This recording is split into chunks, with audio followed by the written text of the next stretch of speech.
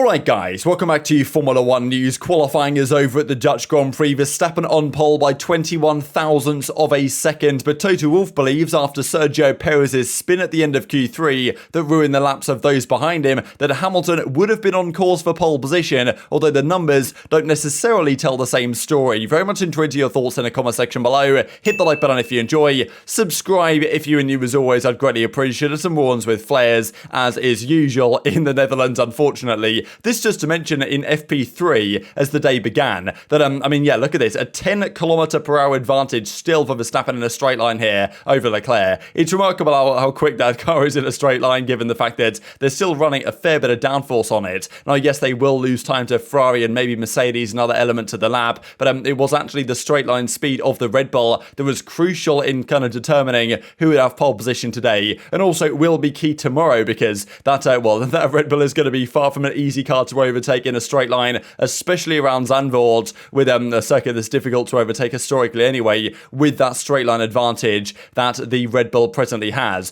These were kind of the results in FP3. Great to see actually that yes, the Red Bull dominates the straights, but it's actually the Mercedes that had pretty good traction out of turn one. The Ferrari was quick in certain mini sectors as well, so it's pretty cool to see all three top teams mixing it up today for pole position for the first time in quite some time. Let's dive into quali. Bottas, Magnussen, Riccardo, Vettel, Latifi go out. Latifi was way off the pace. I think he might have had some sort of issue in fairness. Vettel had a great lap in him, honestly. The Aston Martins were looking really good today, which is great to see, honestly, them being competitive all of a sudden, especially in qualifying. They might have found something or other. Vettel was on course to do a great lap and put it into Q2 easily, and then messed up on the final corner, went off the track, eliminated in Q1. It was so tight throughout the entire field in Q1. Riccardo as well. I think what they said was there was some dust that was kicked up by Stroll maybe in front of these guys, Riccardo and Vettel, that impaired their vision into the final corner. So Riccardo reckons he lost a few tenths because of that. Magnussen as well. Bottas out for the second Q1 in a row, whereas Zhou makes it through. But look at this, right? Look how tight this was. I know Verstappen only did one lap here at the start and Hamilton did another one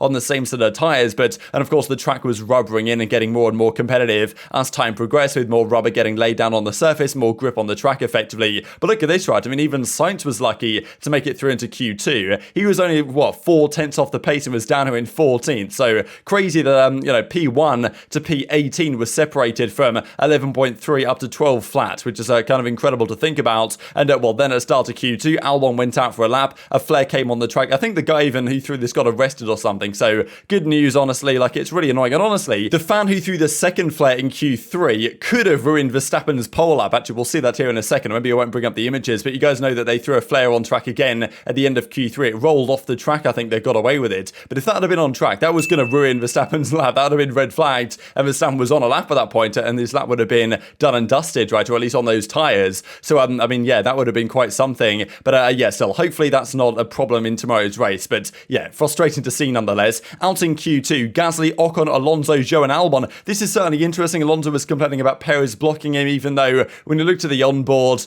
Alonso kind of just ran a bit wide in fairness. Now, yes, it would have put him off and maybe some dirty air didn't help. But, Alonso out in Q2. Good news for the McLaren of Lando Norris in that they're actually, they have a chance here to claw back some points potentially on Alpine of the constructors after a difficult performance from them. And then, of course, it goes to Q3. Stroll, what a great job from him to put it into Q3. The Aston looking rather competitive, especially in Sector 1. They honestly were setting purple sectors in Sector 1, which I thought was kind of remarkable. But yes, a technical issue, some sort of hydraulic issue at the start of Q3 means he can't come out and do a lap, so he's going to start P10 tomorrow, and it ends up, I think Tsunoda wasn't quite on the pace, but he also put in a faster lap than Gasly, which is very impressive, and it's actually Mick Schumacher as well. Great performance, really under pressure from Schumacher's side, because he's effectively, the pressure's been put on him by Haas, deliver more performance, deliver points, or we're going to kick you and get someone else in, like Giovinazzi, for example. Mick Schumacher's showing that he's got what it takes. I think they should keep him, to be honest. But after the first runs in Q3, Leclerc had provisional pole, Verstappen just behind, Hamilton was only about a tenth off the pace. Russell didn't quite have what it takes here in Q3. He said, as we'll see in a second, that he wasn't super comfortable. Sainz, Perez, kind of the usual suspects in the top six, but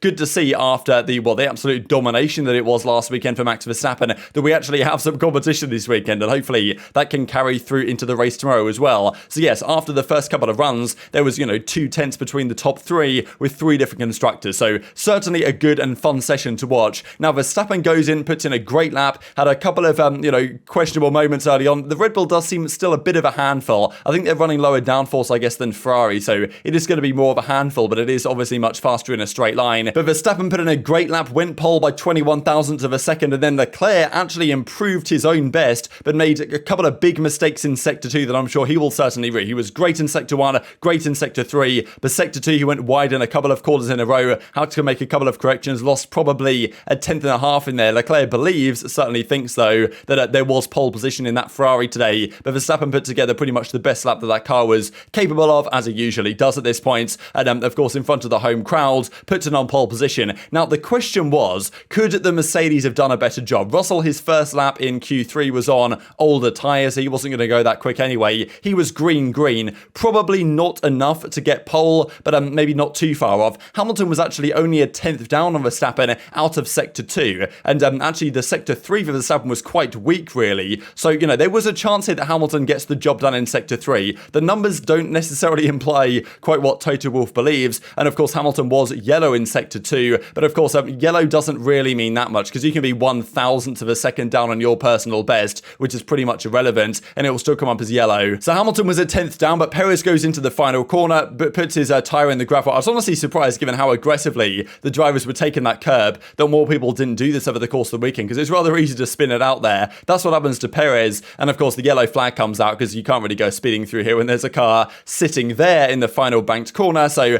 Hamilton and Russell have to back out of their laps effectively and no longer improve. But yeah, Hamilton, the thing is, like, even if he didn't get pole or even second, I think he had a great shot here to get even like third or something, right, which would have put him in a more competitive spot. So I'm sure Hamilton's frustrated, right, at the whole Perez instance. They've got to say, like, it's not like Perez intended to do this, right? Obviously he wanted to improve his own lap, because he ended up P5, and I think he was on an improvement as well, so he could have gone potentially all the way to the front row, second row, but if he had have not crashed, then probably Hamilton improves behind him and knocks Perez down, you could argue. But it ends up Verstappen, Leclerc, Sainz, Hamilton, Perez, Russell, Norris, best of the rest. Schumacher definitely worthy of note, Stroll as well, kind of the two key drivers of the day in terms of getting all the way to Q3, so credit where it's due there. But the front of the grid is very interesting indeed, because Hamilton might have been further up. We'll see Toto's reaction here in a second, but it's a really interesting strategic battle that now Ferrari have, because Perez might not be there quite with Verstappen, so therefore Ferrari have the pick of the bunch in terms of what they do from a strategic perspective. But I'm sure they will wonder, like, we really should have had pole position here. Look at this, right? The entire lap pretty much, Leclerc was ahead of Verstappen. It seems like in terms of pure pace, that Ferrari does have more pace here than the Red Bull, but Verstappen just, didn't really make any mistakes in the middle sector, and Leclerc did. He was, at one point, he was half a second up, Leclerc was on Verstappen, lost all that time, and then gained a fair bit of that time back in the final corner, but then lost it all on the final straight, where Verstappen took pole by a fraction, as you can see here at the end. If that line came slightly sooner, then Leclerc would be on pole position, not how it worked out. So this is Toto Wolff's reaction, frustrated, of course, with the Sergio Perez instance, admitting that, like, this is the type of things that happen when you go out last with the intention to get the track in the best conditions with the most grip.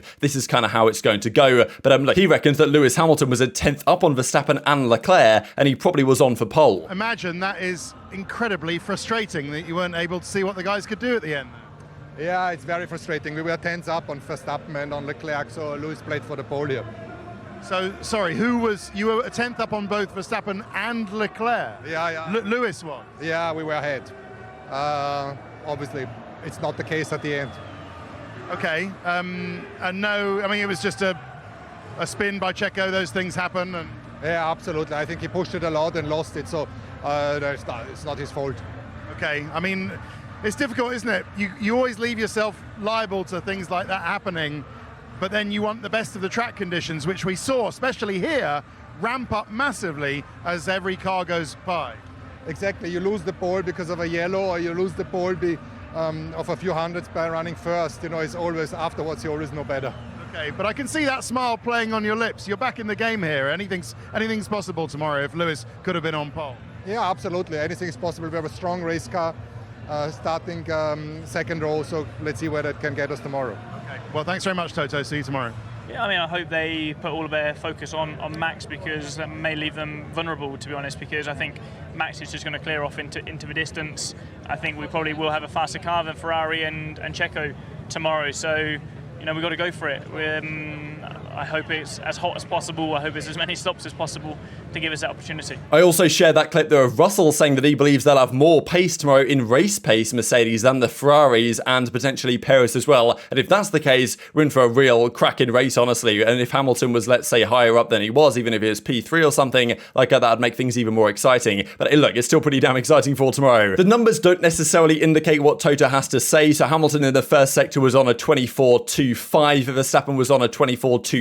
So was about 200ths down in sector 1. Sector 2 was about a tenth of a second or so down on Verstappen. But of course, like, you can see the green, or you see the yellow here for Lewis's lap that he was on at the time, and which kind of implies that Hamilton was not. I don't think there was any point here where Hamilton was actually up on Verstappen. Maybe Toto kind of got his numbers mixed around or something and thought he was a tenth up rather than being a tenth down. But he did have a nice little purple mini sector here. And who really knows when that yellow flag appeared for Hamilton, like when he saw it, when he got his call in his ear that there was a yellow and he was going to have to abort the lap effectively. So you don't really know. But yeah, it doesn't seem to me, just looking at the pure numbers, that Hamilton was actually a tenth up as Toto Wolff believes. But even if he was actually, as the numbers imply, that he was about a tenth or so down, like that might have been enough coming out of the final corner to at least get Hamilton in position to, you know, challenge for the front row. And of course, Russell as well, who knows where he would have been because he was on a pretty good lap as well. Russell put in a 24.2, 24.7, so it wasn't quite as quick as Hamilton. He was losing a couple of tenths, so probably he was, you know, P5 at best here, Russell. But nonetheless, makes for a very interesting affair tomorrow, especially because of the strategic options here. When Verstappen's out on his own, and theoretically, if Verstappen doesn't just pull away, which he might, of course, we don't really know how the tyre degradation is going to come into play tomorrow. But if it's a race kind of like how it was back in Austria, then the Ferraris have the pick of the bunch, right, in what they do. They can start Leclerc on the softs, maybe they can start Sainz on the mediums, let's say, and then, well, it depends really what tyres, of course, Verstappen starts on, but they can try both options there, and then whatever Verstappen does, try and do the opposite, right? Leave someone out with Verstappen, try and pit someone, get the undercut in, then have someone else try the overcut. Like, they can throw it all at Verstappen tomorrow, theoretically, as long as it is a Verstappen, Ferrari. If Hamilton and Perez come into play, then all of a sudden it's more complicated for a Ferrari to try and take the win. And of course, you've also got to throw in the complication of Ferrari's strategic team and their engine reliability problems that at any moment could blow up the race in their face. But it definitely creates a very interesting affair. Like Charles and Carlos believe that the win is definitely on, but even George Russell was also saying that he believes that a podium is certainly on the cards. He reckons Verstappen will probably drive off into the distance. I kind of doubt it, but who knows? I think tyre deg is going to be the key factor in play as to whether Verstappen is able to do that. And then it really is all to play for at the front of the grid. So exciting race. Good to see all three teams and all six drivers up there, really. Very much intrigued to your thoughts in the comment section below. Hit the like button if you enjoyed. Subscribe if you are new as always. Take care, and I'll see you next time.